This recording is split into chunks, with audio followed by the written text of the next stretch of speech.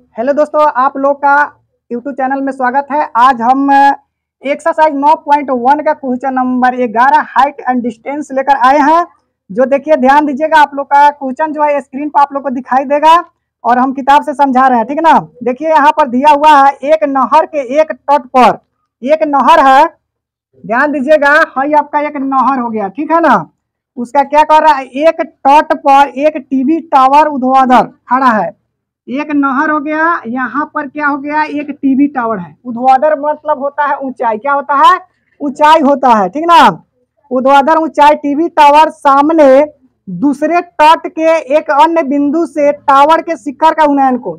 अब दूसरा तट से एक बिंदु से टावर का उन्नयन कोण कितना हो जाता है, 60 हो जाता है। कितना है, 60 है, ठीक ना। और पहला जो है उसके बाद में क्या करा, इसी तट पर इसी बिंदु से 20 मीटर दूरी पर एक बिंदु का मीनार के पाद बिंदु पर मिलती है। अब इसी तट से 20 मीटर के दूरी पर क्या है, एक पाद बिंदु से एक मीनार से क्या करता है, मिलता है। तो एक अन्य बिंदुओं से टावर के शिखर का उन्नयन कोण 30 है। तो इसका उन्नयन कोण कितना हो जाता है, 30 है। ध्यान दीजिए, यहाँ पर बातें मत कीजिए कि ऊंचाई और नहर की चौड़ाई ज्ञात करना है। ध्यान दीजिएगा, ये आपका हो गया ए बी सी और डी हो गया। आपको ज्ञात करना है ये टीवी टावर की ऊंचाई और नहर की क्या ज्ञात करना है, चौड़ाई ज्ञात करना है। तो सबसे पहले हम लोग चलेंगे, यहाँ पर हम एक्सरसाइज लिख देते हैं 9.1। तो यहाँ पर चलेंगे, 11 नंबर क्वेश्चन है। माना कि टावर की ऊंचाई क्या दिया हुआ है, ए बी है। क्या है, ए बी है। ध्यान दीजिएगा, अब हम लोग चलेंगे समकोण त्रिभुज ए बी सी में। किसमें चलेंगे, समकोण त्रिभुज ए बी सी में चलेंगे। ध्यान दीजिएगा, आप लोग को ये बताया गया था कि जब भी आपको लंब ज्ञात करना पड़े और आधार दिया हो तो हमको क्या ज्ञात करना है, tan के सूत्र पर लागू करना है। तो यहाँ पर ना आधार दिया ना लंब दिया है, तो इसको हम लोग क्या मान लेते हैं, x मान लेते हैं, ठीक ना।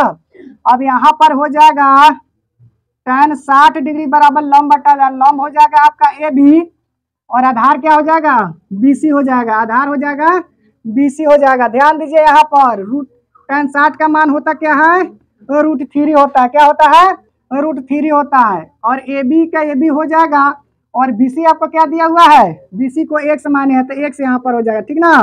अब हम लोग यहाँ से क्या करते हैं, क्रॉस मल्टीप्लाई गुना करते हैं। क्या करते हैं, क्रॉस मल्टीप्लाई मतलब तिरछा तिरछी गुना होता है। तो AB में 1 से गुना करेंगे तो हो जाएगा AB बराबर x में √3 से गुना करेंगे तो क्या हो जाएगा, x √3 हो जाएगा। अब यहाँ पर हो जाएगा समीकरण 1।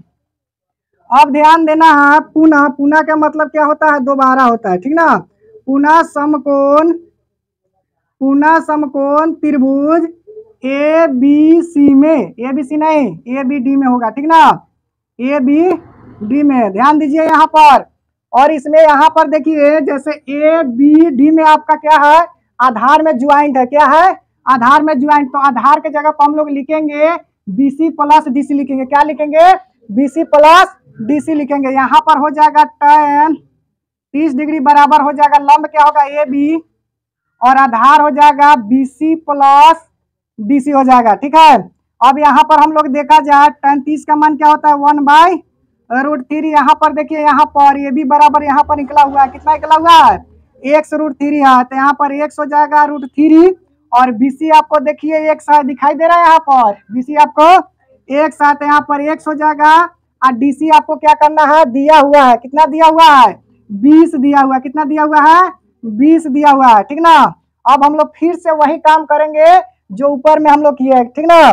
तो यहाँ पर हम लोग क्या करेंगे, क्रॉस मल्टीप्लाई गुना करेंगे। क्रॉस मल्टीप्लाई का मतलब क्या होता है, तिरछा तिरछी गुना करना। क्या होता है, तिरछा तिरछी। यहाँ पर देखिए √3 में √3 से गुना हो जाएगा, 3 हो जाएगा। 3 तो नहीं होता है लेकिन 9 होता है, 9 का वर्गमूल 3 होता है। ध्यान दीजिए, √3 में √3 से गुना हो जाएगा, 3 हो जाएगा, और यहाँ पर x है तो x लिखा जाएगा, ठीक है ना। और फिर हम लोग 1 से गुना करेंगे, x प्लस 20 में गुना करेंगे। कितना से गुना करेंगे, x प्लस 20 से गुना करेंगे, किस में, 1 से गुना करेंगे। तो यहाँ पर हो जाएगा x प्लस 20 हो जाएगा, ठीक ना। अब हम लोग क्या करेंगे, अपने जाति को एक तरफ करेंगे। क्या करेंगे, अपने जाति को एक तरफ करेंगे तो 3x प्लस है तो इधर आके क्या हो जाएगा माइनस बराबर क्या हो जाएगा 20 हो जाएगा। ध्यान दीजिए इधर 3x में से x घटेगा कितना हो जाएगा 2x बराबर क्या हो जाएगा 20। तो x बराबर क्या हो जाएगा 20/2 हो जाएगा। ठीक ना, तो कितना हो गया 10 हो गया 10 हो गया 10 हो गया। ठीक ना, कितना हो गया 10, x का मान 10 है तो ये आपका क्या निकला 20 निकला, मतलब दूरी ज्ञात हुआ। ठीक ना, अब हम लोग लिखेंगे समीकरण 1 में x का मान रखने पर। ठीक ना, तो समीकरण 1 क्या है यहाँ पर ए बी बराबर क्या है x√3 है। ध्यान दीजिए ए बी बराबर क्या हो जाएगा x का मान वहाँ कितना है 10, तो x के जगह पर यहाँ पर हम लोग लिखेंगे कितना 10 लिखेंगे। ठीक है ना, √3 का √3 हो जाएगा। तब आपको टावर की ऊंचाई कितना हुआ, टावर की ऊंचाई कितना हो जाएगा 10√3 हो जाएगा। और उसके बाद में नहर की चौड़ाई कितना हो जाएगा, नहर की चौड़ाई कह रहा है कि पुल की चौड़ाई कह रहा है, नहर की चौड़ाई कह रहा है। नहर की चौड़ाई हो जाएगा, चौड़ाई कितना हो जाएगा 10 मीटर हो जाएगा। ठीक है, चलिए अब हम लोग देखते हैं क्वेश्चन नंबर 12। 7 सेंटीमीटर ऊंचा भवन की ऊंचाई है, कितना है 7 सेंटीमीटर।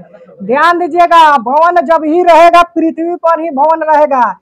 तो चलिए हम लोग ये देखते हैं, ये आपका पृथ्वी हो गया। ठीक ना, ये आपका हो गया 7 मीटर ऊंचा क्या हो गया भवन का ऊंचाई हो गया। क्या हो गया भवन का ऊंचाई। ध्यान दीजिए 7 मीटर ऊंचे भवन के शिखर पर, इसके शिखर पर क्या है टीवी टावर है। हाँ ये आपका हो जाता है भवन, क्या हो जाता है भवन। जब ये 7A है तो 7A भी होगा आपका। ठीक ना, 7A है तो 7A भी होगा। आइए आपका भवन के छत पर एगो क्या है टीवी टावर है, क्या है टीवी टावर है। समझ में आ रहा है। तो शिखर का उन्नयन कोण कितना है 60 है। ये टीवी टावर का जो है शिखर का उन्नयन कोण कितना है 60 है। तो यहाँ पर आपका हो जाएगा 60 डिग्री। ध्यान दीजिए उसके बाद क्या कह रहा है, और इनके पाद और नमन 45 है। जो छत के ऊपर जो टावर जो दिख रहा है उसके पाद बिंदु से और नमन कोण कितना है 45 है। तो यहाँ पर अवनमन कोण बनता है। पिछले वीडियो में हम बताए थे अवनमन कोण और उन्नयन कोण दोनों बराबर होते हैं। किसके अनुसार, किसके अनुसार होते हैं एकांतर कोण के अनुसार। ये कोण और ये कोण क्या है एकांतर कोण है। ठीक ना, तो ABCDE हो जाएगा। तो ध्यान दीजिएगा भवन के ऊंचाई आपका दिया हुआ है तो टावर के ऊंचाई क्या करना है ज्ञात करना है। क्या करना है ज्ञात करना है। तो जो भी चीजें हमको ज्ञात करना हो तो उसको हम लोग क्या करते हैं मान लेते हैं। यहाँ पर देखिएगा क्वेश्चन नंबर 12 में है माना कि टावर की ऊंचाई कितना है AB है। टावर की ऊंचाई कितना है AB है। ध्यान दीजिए यहाँ पर जिसका मान दिया होगा उसी त्रिभुज में हम लोग को चलना पड़ेगा। ध्यान दीजिए यहाँ पर BDE में आपका जो लंब दिया हुआ आधार निकल जाएगा। ध्यान दीजिएगा जब ये 7 मीटर है तो ये भी 7 मीटर है, तो जितना मान इसका होगा उतना ही मान इसका भी होगा। ध्यान दीजिए यहाँ पर। तो यहाँ पर हम लोग चलेंगे समकोण त्रिभुज BDE में। ध्यान दीजिए यहाँ पर, इधर उधर नजरें मत कीजिए। तो यहाँ पर हो जाएगा tan 45 डिग्री। tan का क्या होता है लंब बटा आधार, तो लंब बटा आधार। लंब हो जाएगा आपका BD और आधार हो जाएगा ED। ध्यान दीजिए tan 45 का मान 1 हो जाता है। अब बाटा में एक साइलेंट रहता है, आप लोग को मालूम है ना। अब यहाँ पर देखिए BD का मान दिया हुआ है 7 सेंटीमीटर। क्या दिया हुआ है 7 सेंटीमीटर दिया हुआ है।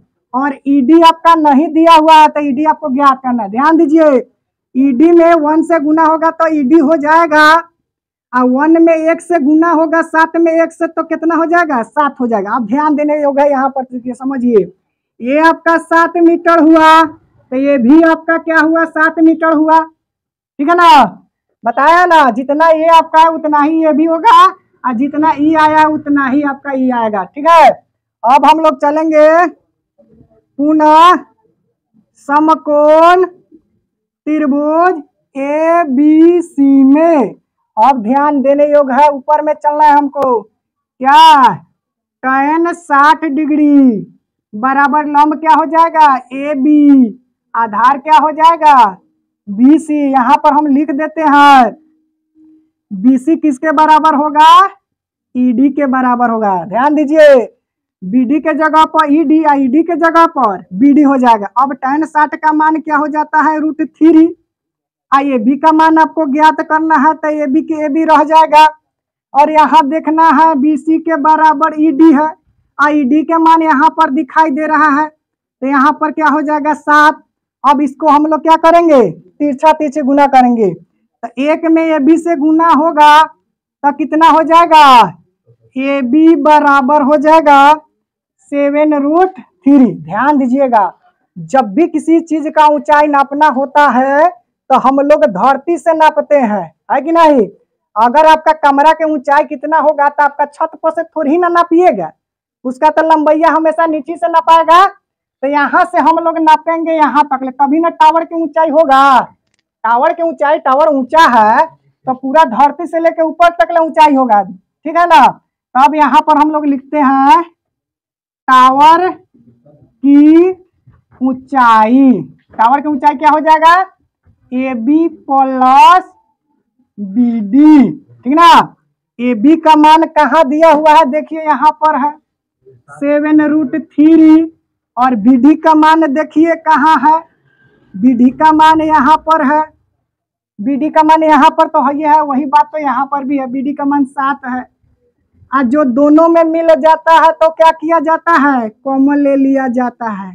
जब कॉमन लिया जाता है तो √3 बच जाता है, और यहाँ पर कितना बच जाएगा 1 बच जाएगा। ध्यान दीजिएगा, आपका कॉमन तभी सही हो सकता है जब इसको गुना करने के बाद फिर ऊपर के बराबर आ जाए। समझ में आ रहा है। और कॉमन जब लेने के बाद इससे हम लोग क्या करते हैं, भाग देते हैं। क्या करते हैं, भाग देते हैं। तो 7 में 7√3 से भाग देंगे तो 7 से 7 खत्म हो जाएगा, अब बच जाएगा कथी √3 बचेगा, ठीक ना। अब प्लस के प्लस फिर 7 में 7 से भाग देंगे तो 1 मरतबे कटेगा, तो वही 1 हम यहाँ पर लिख दिए हैं, ठीक है। अगर वीडियो अच्छा लगा तो आप लोग सब्सक्राइब करना ना भूलिएगा, और सब्सक्राइब तो करबो कीजिएगा लेकिन उसको शेयर भी कर दीजिएगा। और शेयर करने के बाद बेल आइकन बटन दबाइएगा, उसके बाद उसमें ऑल का चिन्हासी होगा, ऑल बटन दबाइएगा ऑल का, और जितने भी वीडियो बनाएंगे आप तक पहुंच जाएगा, ठीक है ना।